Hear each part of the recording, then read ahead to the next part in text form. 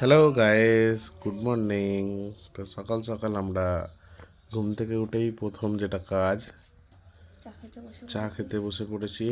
এই যে এখানে আজ চায়ের কালারটা দেখো খালি, পুরো একদম বিজেপি কালার হয়েছে চাটার। আর তোজোর হচ্ছে নির্দল পার্টি সাদা কালার। এখন ঘড়িতে সময় হয়েছে তোমার 8:10। তো তোমরাও আমাদের মতন কে কে এই টাইমে চা খাও কমেন্ট করে জানাবে। তোজো বাবা পড়তে কখন যাবে? দীপ্তি পড়তে চলে গেছে, কিন্তু তুই তখন থেকে করছিস।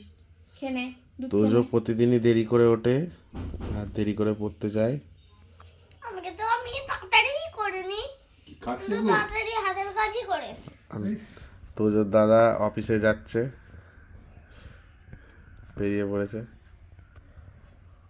এই যে ঘড়িটা দেখে নিল একবার। গোপ হয়ে গেছে রে। দেখি তোজো তোর গোপটা দেখা এদিকে। ডিমটা অনেকটা আছে তো। তোজোর দাদা জিজ্ঞেস করছে ডিম আছে কি। ডিম করবো। কিসের ডিম? মাছের ডিম টক করবে। মাছের ডিমের টক ফক হবে না, মাছের ডিমটা শুধু ভাজা করবে বেসন ছাড়া।